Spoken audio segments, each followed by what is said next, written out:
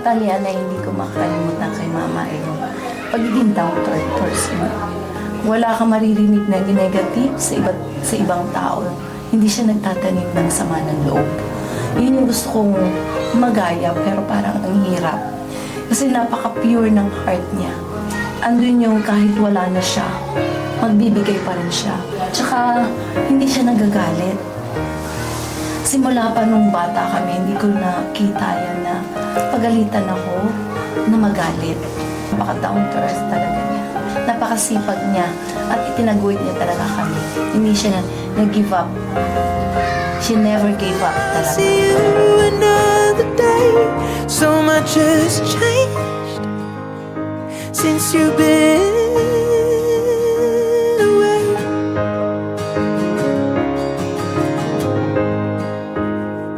I wish that heaven had visiting hours, so I could just swing by and ask your advice. What would you do in my situation? I haven't a clue how I'd even raise them. What would you do? 'Cause you always do what's right. So, ako naman bilang isang anak, panganay na anak, marami siyempre masasabi ko na maraming mga happy moments, no, memories kay nanay kasi talagang galing kami talaga sa hirap at nakita ko, no, mga katangian ni nanay na talagang hindi siya nawawalan ng pag-asa. Marami siyang pamamaraan para hindi kami maghirap kasi tulungan sila ng tatay ko. Yun ang isa sa hinahangaan ko sa kanilang dalawa. Gumagawa siya ng paraan para makakain kami, mabigyan niya kami ng pangangailangan namin na magkapatid.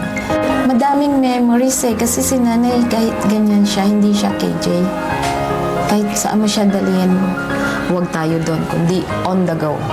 Kahit nitong nag-umpisa kasi siya na na-stroke 2023, hindi man siya makapagsalita.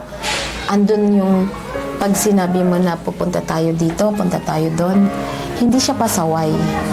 Never siyang mang-away ng mga nag-aalaga sa kanya. Kaya halos lahat na nag-alaga kay nanay na ngayon ay nasa ibang bansa na, nasa GC namin, no, wala akong negative na sinabi na pasaway si nanay. Ano siya, sasabihin ko, cool mother siya. Hindi siya yung tipo na ting bagay ay dapat maging agresibo o matatawag natin na mainitin ang ulo. Hindi. Cool lang siya. Kung meron man mga pagkukulang, gumagawa siya ng paraan.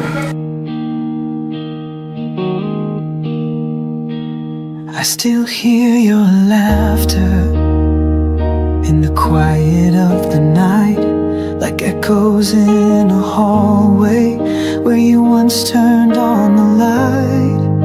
Your pictures on the table, your sweaters by the door, but I can't hear your footsteps anymore.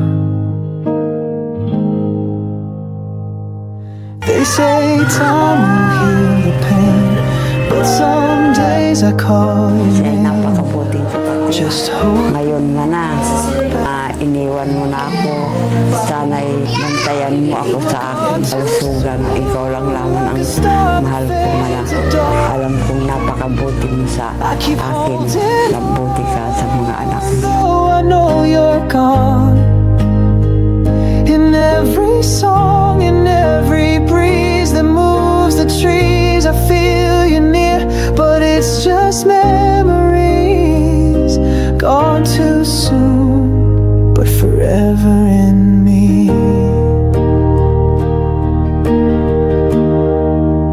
I wish I said I love you more before the final day. I'd give the world to have one more thing to say. Your voice is just a whisper now inside my aching chest, but I carry you with every breath.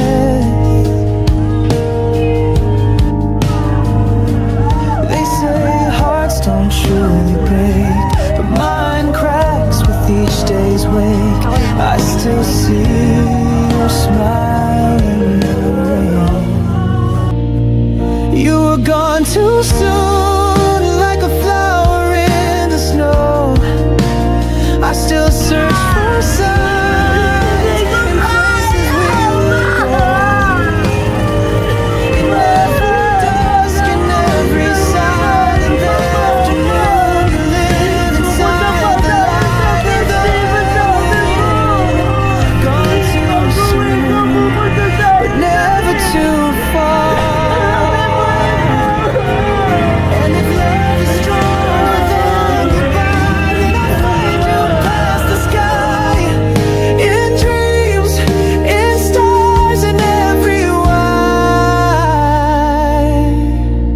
You were gone too soon, but love holds what we lose. I'll keep your name in every wound I choose.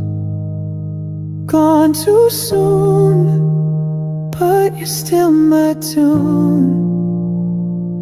Forever you in all I do.